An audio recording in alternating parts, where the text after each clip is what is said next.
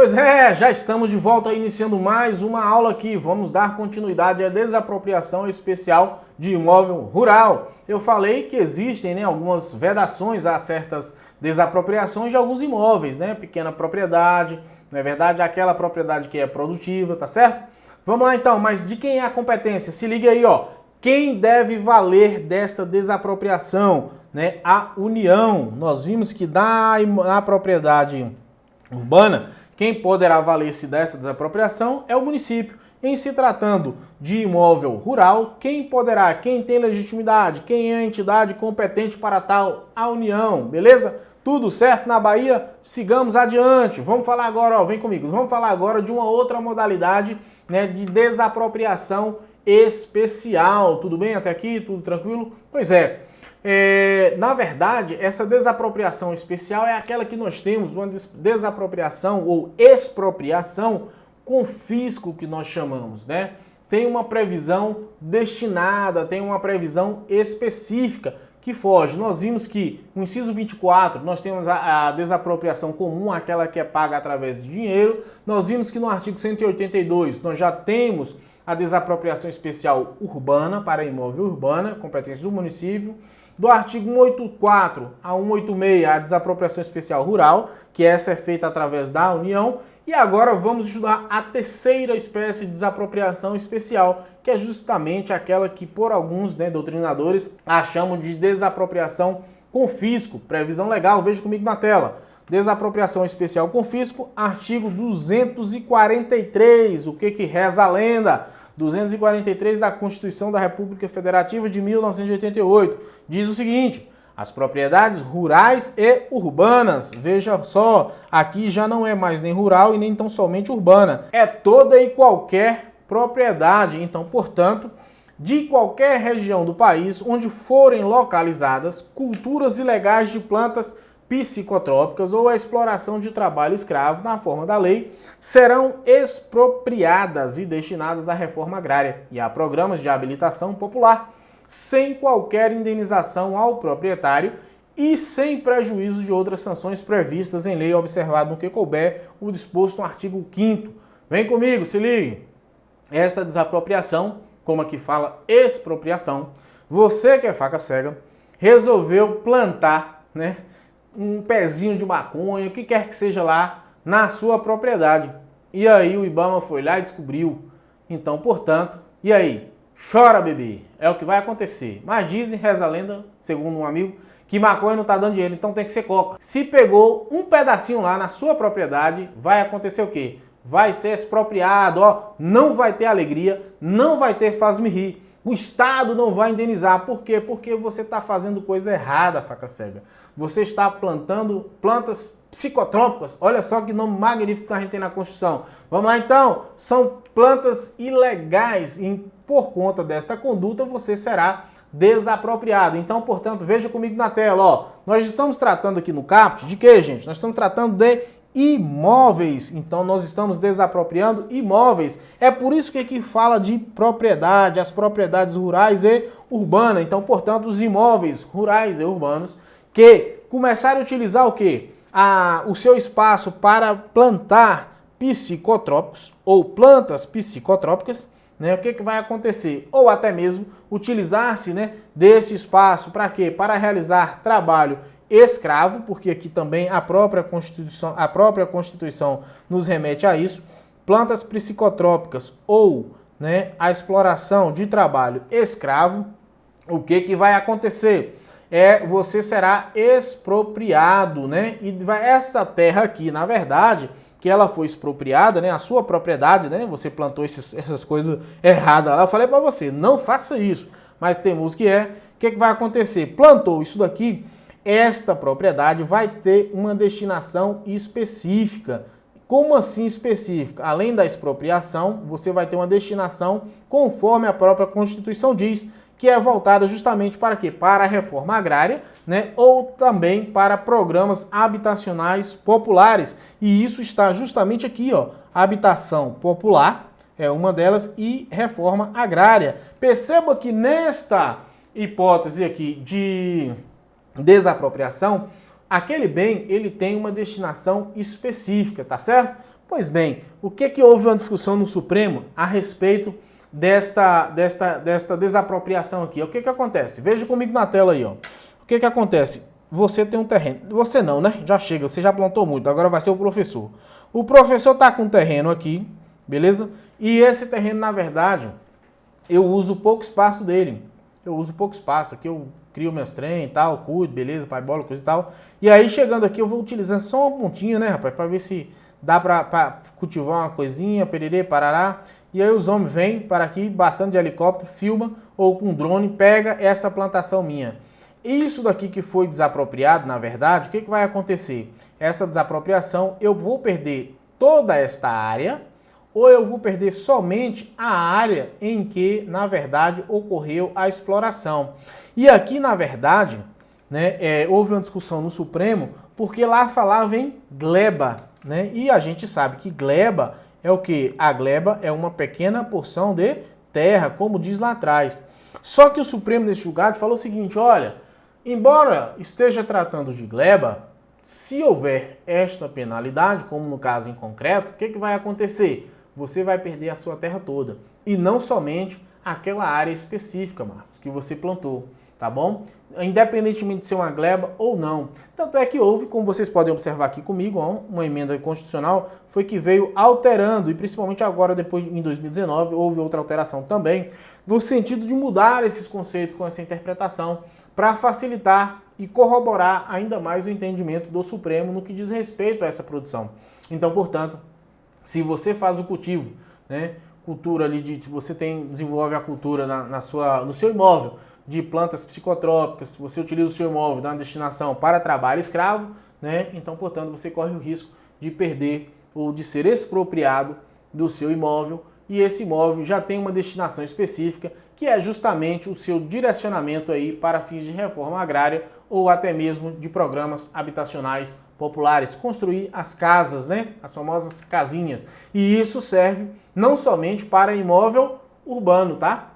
Isso tanto faz para imóvel urbano ou rural, melhor dizendo, não só para rural, mas para o urbano também, conforme o próprio artigo 5º caput da Constituição Federal. Beleza? Tudo certo? Vejamos agora o parágrafo único. Olha o que nos diz. Todo e qualquer bem de valor econômico apreendido em decorrência de tráfico ilícito, de entorpecentes e drogas afins e da exploração de trabalho escravo será confiscado e reverterá a fundo especial com destinação específica na forma da lei. Então, portanto, veja que aqui nesse caso nós estamos falando de quem, gente? Nós estamos falando de bens móveis. Aqui é todo e qualquer bem móvel, tá certo? Desde que tenha um valor econômico que for apreendido, né, em decorrência do tráfico ilícito, esse bem ele será também expropriado. Tudo certo? Veja comigo na tela. Em sendo bens móveis que seja utilizado para o tráfico ilícito de entorpecentes e drogas afins ou para fins de trabalho escravo, ele será expropriado, né, e será confiscado. É assim mesmo, literalmente, a destinação específica dele para um fundo especial de combate ao tráfico, né, ou até mesmo de recuperação de viciados, ou terá uma destinação específica. Por quê? Porque a própria lei irá determinar qual é a destinação específica que será dada para o produto, digamos assim, da arrecadação deste imóvel, tudo bem? Ou vai se utilizar com o propósito de remeter esse recurso para um fundo especial de combate ou recuperação aí, combate ao narcotráfico, ou recuperação, né, de viciados, né, de drogados, digamos assim, ou ter uma destinação específica nos termos da legislação. Beleza? Tudo certo na Bahia? Então, portanto, veja que o artigo 243, em se tratando da desapropriação ou expropriação com fisco, o artigo 243, desde que você utilize o seu imóvel para fins ilícitos, tráfico de drogas ou trabalho escravo, você será expropriado do seu imóvel e esse seu imóvel terá um recurso, ou melhor dizendo, uma destinação específica,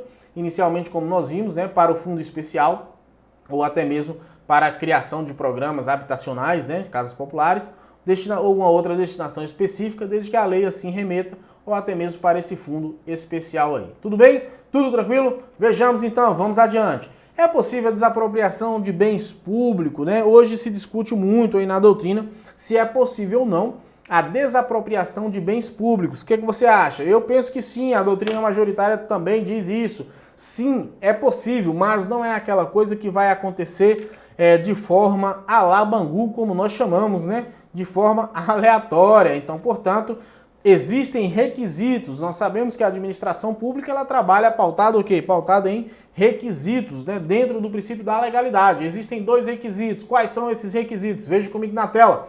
O primeiro deles tem que ter uma lei específica tratando disso, princípio da legalidade, uma lei específica falando sobre a desapropriação do bem público. E o segundo deles, os entes de maior abrangência, né? Para os de menor abrangência. Como assim, Marcos? Não pode o município de Santana desapropriar um imóvel, um bem público do estado da Bahia. É aquela questão, né, de que os entes maiores irão desapropriar os menores. Então veja comigo na tela, ó. Pois é, então na verdade nós temos a União. A União poderá desapropriar bens do Estado. O Estado, por sua vez, a União também poderá desapropriar bens do município. Então, os órgãos de maior abrangência, que é a União, desapropria do Estado, desapropria do município. O Estado, por sua vez, desapropria do município. O município, por sua vez, não poderá desapropriar do Estado e nem tampouco desapropriar da União. O Estado, por sua vez, não poderá desapropriar bem da União. Tudo bem? Então o maior pode ir desapropriando sobre os demais. Já os menores, de menor abrangência, não poderá, né, digamos assim, desapropriar aí os bens dos entes maiores. E isso também se aplica, eu estou falando de União, Estados e municípios, e não acabei que me esquecendo de colocar aqui também o Distrito Federal, que se enquadra aí como entidade. Tudo certo na Bahia? Sigamos adiante, vamos lá. Procedimento expropriatório. Né? Como que é esse procedimento? Vamos promover a essa fase executória. Procedimento expropriatório ele se divide em 2 fases, tá certo? Nós temos 2 fases do procedimento expropriatório. A primeira fase é a fase declaratória, é aquela fase em que a entidade vai utilizar e vai dizer o seguinte, olha, a necessidade ou utilidade pública ou por interesse social. Eu tenho interesse no imóvel X. Tudo bem até aqui? Tudo tranquilo? Eis a primeira fase ou a fase declaratória. Veja comigo aí na tela. Segunda fase é a fase executória. Essa fase executória aqui, na verdade, é a fase em que vai acontecer o quê? O pagamento, tá bom? Pois bem, na fase declaratória, nós temos a declaração de quê? De utilidade, necessidade e interesse social, né? E quem vai fazer esta declaração, na verdade? Nós temos quem tem competência para declarar, gente. Responde aí comigo. Quem é o competente para declarar utilidade, necessidade e interesse social? É o INCRA? Não, faca cega, não é o INCRA, porque o INCRA faz parte da administração indireta. A competência para declarar a utilidade, necessidade e interesse social, na verdade, é competente quem? As entidades políticas. E aí nós temos a União, nós temos os estados e temos também os municípios. Então, portanto, vejam que essas entidades são entidades políticas, né, que têm a competência política para declarar esse interesse. E, mais uma vez, né, podemos colocar aqui também, é óbvio que nós estamos falando de União, Estados e Municípios, o Distrito Federal, porque o Distrito Federal tem essa competência híbrida, né? Ele vai estar aqui, ó, entre os estados e os municípios. O DF também pode, e não só pode, como deve, a depender aí do interesse público, em fazer a declaração de competência, declaração de utilidade, necessidade pública ou até mesmo de interesse social para fins de desapropriação. Tudo bem até aqui, tranquilo? Como é que é feita essa declaração, professor? A declaração é feita através de uma lei ou através de um decreto expropriatório, beleza? A Câmara de Vereadores pode ser, se cair na sua prova, né, que na verdade essa declaração de utilidade pública pode ser feita tanto pelo Legislativo quanto pelo Executivo, ok, porque através da lei. Quem confecciona a lei, na verdade, é o Poder Legislativo, então, portanto, você vai marcar certo, tá? E o decreto, na verdade, é do Poder Executivo. Então, nesses casos específicos, em termos de declaração, pode ser feito pelo Legislativo ou pelo Poder Executivo, através de uma lei ou através de um decreto expropriatório. Tudo certo até aqui? Vamos embora, dando continuidade, veja comigo na tela. Feita a declaração do bem, né? O bem ele fica sujeito à força expropriatória do Estado, tudo bem? Quando a gente está falando de declaração, o que acontece, gente? Vem as entidades e declara, né? E aí, a partir do momento em que a entidade pública declarou aquele bem como necessidade ou utilidade pública, ou até mesmo como um bem de interesse, né, para alcançar um interesse social, né, na verdade, inicia-se ali, né, a fase declaratória e, ao mesmo tempo, o Estado também, na verdade, quando ele faz isso, ele diz que aquele bem ali, na verdade, né, está sujeito à força expropriatória. O Estado ele passa a ter uma interferência, passa a ter um domínio sobre aquele bem. Então, portanto, diante disso, né, o Estado já passa a ter um domínio, um controle. O bem é do Estado? Não estou dizendo isso, porque não houve ainda a transferência da propriedade. Mas o Estado já passa a ter uma ingerência sobre aquele bem. Tudo certo? Tranquilo? Veja comigo na tela, ó. Quais são as consequências com esta declaração? Nós temos, o Estado pode penetrar no imóvel, como eu falei para vocês, que na verdade, a partir do momento em que o Estado declara, né, ou melhor dizendo, declara a necessidade de utilidade pública daquele imóvel, ele já passa a exercer a sua força, o quê? A sua força expropriatória. Veja que o bem aqui, na verdade, ele já fica submisso ou sujeito, né, à força do próprio Estado. E uma vez declarado, o que acontece? O Estado ele já pode penetrar no imóvel, ele já pode inclusive ir lá,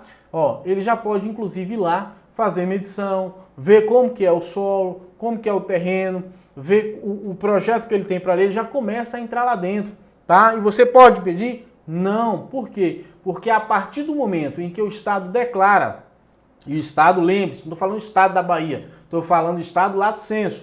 A partir do momento em que o Estado declara o interesse público naquele imóvel ali, o que vai acontecer? Está sujeito. Então o Estado já começa a agir no sentido de viabilizar. Viabilizar o quê, gente? Viabilizar a dar cumprimento, digamos assim, àquele seu interesse, para que ali se execute uma determinada obra, né, para dar uma função para aquele imóvel. Tudo bem? Então esse Estado, por si só, ele já vai poder penetrar no imóvel e começar a agir nesse sentido, ainda que não houvesse, ainda que não tenha havido ali, né, digamos assim, a transferência do imóvel. Tudo bem até aqui? Tudo tranquilo? Pois bem, um outro aspecto é que quando o Estado entra, há uma fixação do estado do bem. A fixação do estado do bem, por quê? Olha, o Estado foi lá, olhou e falou: eu tenho interesse, através da declaração, ele já disse, né, nesse bem, e dar continuidade, né, após a análise, após eu ter entrado no bem, eu já consigo vislumbrar a possibilidade de se concretizar aqui, né, os meus intentos de realizar a obra XYZ com a qual eu tenho interesse de dar prosseguimento. Então, portanto, a partir desta data, eu estou fixando o estado do bem. Então, portanto, proprietário, de agora em diante, não bula mais no imóvel, tá certo? Não mexa nesse imóvel, deixe ele como está, porque eu nada mais pago além daquilo que já foi declarado, daquilo que já foi analisado, daquilo que já foi avaliado até a presente data. Tá certo? Tudo bem até aqui? Tudo tranquilo? Pois bem, nós sabemos que existem também as exceções. Se liga comigo, ó, veja na tela. Após a fixação do estado do bem, as benfeitorias necessárias e as benfeitorias úteis, elas deverão ser indenizadas, tá certo? As benfeitorias necessárias, ok, serão indenizadas automaticamente. Porém, as benfeitorias úteis, elas serão ressarcidas desde que autorizadas. Ok? Ok. E se eu fizer uma construção, Marcos? Construção é benfeitoria? É útil? É necessário? Não, é uma acessão. Então, portanto, não há que se falar em indenização, né? Se você construiu após a declaração, no sentido de intuito, né, o Estado, após a declaração estatal de necessidade ou de utilidade pública do seu imóvel, você venha a construir, você não será ressarcido disso daí, desses valores, tá certo? Porque você agiu sabendo que estava impedido, sabendo que o bem já havia ocorrido a fixação do estado do bem, que então, portanto, não era para você ter mais construído. Mas existem as exceções, que são as benfeitorias necessárias, que não decorrem da lei, não há necessidade de uma autorização para tal. aquela benfeitoria ela é necessária para se manter o bem, o estado, no estado que se encontra, né? E as benfeitorias úteis, que na verdade estas sim dependerão de uma determinação de uma lei autorizativa para tal, ok? Qual o prazo para expropriação após a declaração? Nós sabemos que quando o Estado declara a necessidade de utilidade pública daquele imóvel, ele na verdade não pode ficar, né, por muito tempo a perder de vista sem ter a emissão na posse. Não é interessante também para o particular manter essa situação. Então, portanto, porque o particular não está recebendo por conta daquilo.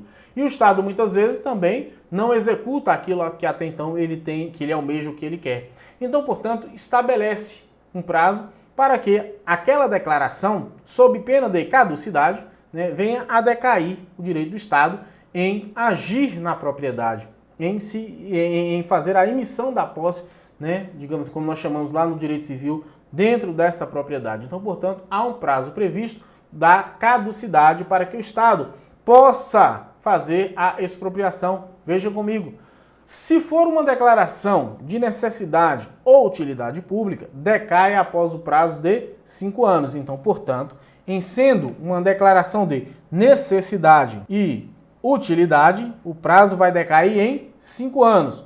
Mas se for por interesse social, o prazo ele é menor, que será de 2 anos. Então, vejamos. Passados estes prazos, não tem mais como iniciar o procedimento expropriatório. Como assim, Marcos? Olha só, o Estado, o município, declarou como de interesse social aquela área. Bacana? Bacana.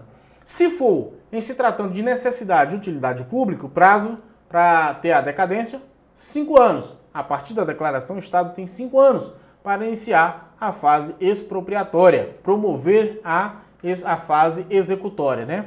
Por outro lado, se for uma expropriação ou uma desapropriação por interesse social, o prazo são 2 anos após a declaração, após a publicação da lei ou do decreto expropriatório. O Estado ele tem 2 anos, né, sob pena de decadência ou de decair do seu direito de promover a expropriação.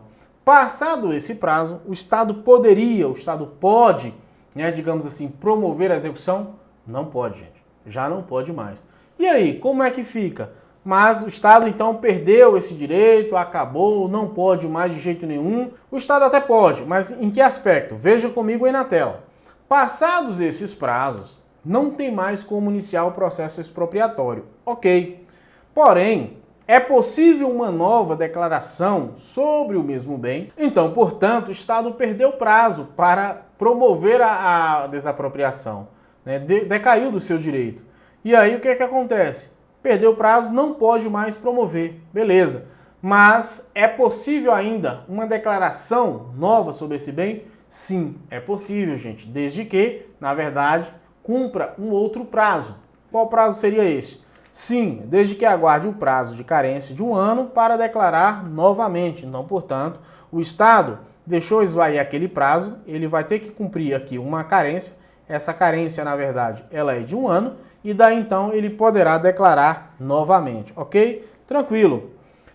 Passada esta fase, nós vamos dar início à segunda fase, que é a promoção da execução. Quando nós estamos falando em promover a execução, nós já estamos falando aqui da segunda fase, não é da primeira fase. Como nós já estamos estudando, existe a fase declaratória e a fase executória. Nós vamos começar a fase executória justamente para falar do pagamento. Até então, nós tratamos da fase declaratória enquanto procedimento.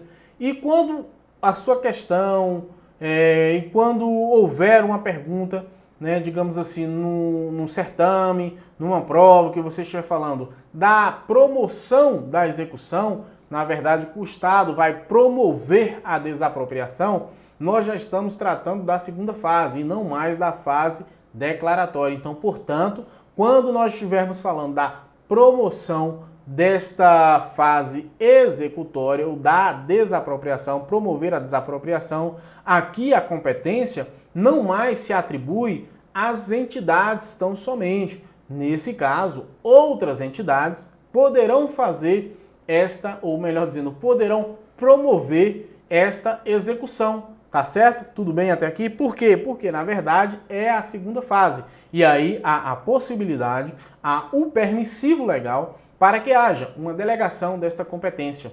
Tudo bem? Para que outras entidades possam promover ou executar a desapropriação. Por isso que eu falei, citei ainda há pouco, a questão do INCRA. O INCRA desapropriou? Não. Por quê? Porque na primeira fase, na fase da declaração, ou na fase declaratória, o INCRA não tem competência para tal. Então, somente as entidades, União, Estado, Distrito Federal e municípios. E na fase da execução, na fase executória, da promover a execução, na verdade, quem poderá fazer isso é o próprio Estado, as entidades, ou até mesmo as entidades aí que são, digamos assim, autarquias, fundações, nós vamos falar agora há pouco. Então, portanto, a fase executória pode ser feita tanto pelas entidades da administração direta, quanto entidades da administração indireta. Tudo bem? Vamos lá, promoção da fase da execução, fase executória. Veja comigo na tela. União, Estados, Distrito Federal e municípios podem declarar e desapropriar. Então, portanto, como eu acabei de dizer, né, tanto as entidades podem declarar como podem desapropriar. Então, portanto, as entidades, na verdade, elas podem participar das duas fases. Por outro lado, é sempre assim? Não, veja comigo. Quem mais pode promover a desapropriação, gente? Promover a desapropriação pode ser promovida pelas entidades da administração direta, consórcios públicos e concessionárias de serviços públicos. Então, vejam que aqui nós já estamos na segunda fase. E nós estamos falando de promoção da execução, promoção da desapropriação, e não mais na primeira fase de declaração, que é feita tão somente pelas entidades da administração direta. Aqui há a possibilidade, né, das entidades da administração indireta, né, a agir nesse sentido, poder fazer. Quem são essas entidades? Olha na tela. As entidades da administração direta, nós temos aqui a figura de quem, gente? Das sociedades de economia mista, né, das autarquias, tá certo? Então, assim, fundações, enfim, né, as entidades que compõem aqui a administração indireta poderão fazer esta desapropriação. Temos ainda a figura dos consórcios públicos, né, que tem um regulamento lá na Lei 11.079/05, a 11.107 também de 2005. E temos ainda a figura das concessionárias de serviços públicos. Quando nós estamos falando desses dois aqui, ó, tá tranquilo, tá suave na nave. Por quê? Porque são entidades públicas. O celeuma maior é justamente quando a gente vai falar de quem, gente? Quando nós vamos falar aqui das concessionárias. Por quê? Porque aqui é uma pessoa jurídica de quê, gente? Direito privado. E aí pode uma pessoa jurídica de direito privado promover a uma desapropriação? Sim, é possível. Quando que isso é possível? Veja comigo na tela, olha só. É possível desde que haja uma previsão em lei ou no contrato. Deixa eu só apagar aqui para vocês essa parte que eu acabei invadindo o espaço aqui, ó. Então, portanto, é possível que esta entidade, né, esta concessionária de serviço público, ela pode, né, promover esta execução. Por quê? Desde que haja uma previsão legal ou até mesmo no seu contrato. Então, portanto, veja que aqui nesse slide a gente pode verificar que as entidades, enquanto entidades políticas, podem declarar e executar ou promover a desapropriação, bem como as entidades aí eu quero falar do terceiro setor, bem como aí as entidades da administração indireta, não é verdade? Os consórcios públicos e as concessionárias de serviços públicos. Sigamos adiante. Se o proprietário concordar com a desapropriação, professor, o que acontecerá? Nós teremos, né, tudo tranquilo, suave na nave, na via administrativa, né? E o particular, ele não poderá voltar atrás arrependido, né? Uma vez que você, na verdade, aceitou, fechou o acordo, você não pode mais dizer que está arrependido ou, como é que eu posso dizer? Falar, não, eu quero o meu imóvel de volta, né? Digamos assim, quando a gente é criança lá que faz uma coisa errada, aquelas trocas de carro lá, de brinquedo, e aí você vai falar, fica chorando, eu quero meu dinheiro de volta, eu quero meu carrinho de volta, enfim, aqui acordou, meu amigo, cumpriu, né? Não tem mais o que chorar. Chora, bebê, porque na verdade o seu imóvel, ele será desapropriado. Porém, vale ressaltar, vale a pena lembrar, né, que na verdade o que acontece? nessa hipótese da esfera administrativa, eu ainda posso, mesmo tendo celebrado o acordo, rediscutir com a administração o valor da indenização. Isso é possível, tá? O que eu não posso, na verdade, é querer o imóvel de volta. Eu quero o meu brinquedinho, tá? Porque isso aí a lei não permite. Mas eu posso sim, né? Como é que eu posso dizer para vocês? Discutir o valor foi menor, eu estou sendo lesado e tudo mais, né? E aí a coisa vai fluir administrativamente. Como assim? Mas poderia ajuizar uma ação pleiteando algum ressarcimento indenizatório após o aceite, né? Digamos que eu questionei o valor junto à administração e a administração não quis falar, não, você pediu isso aí, foi feito um acordo, periri parará. Então, portanto, é possível, diante desta recusa do Estado, né, em me pagar o valor que eu pleiteei, uma indenização, me arrependi daquele valor até então recebido, eu posso questionar judicialmente, mesmo tendo celebrado esse acordo? Sim, é possível. Eu, enquanto particular, tenho um prazo, né, para me manifestar. Aqui esse prazo, veja comigo na tela, ó, é de 15 dias, tá certo? Tem um prazo para manifestar sobre esse valor, sobre este acordo, né, para poder discutir se eu concordo, se eu não concordo.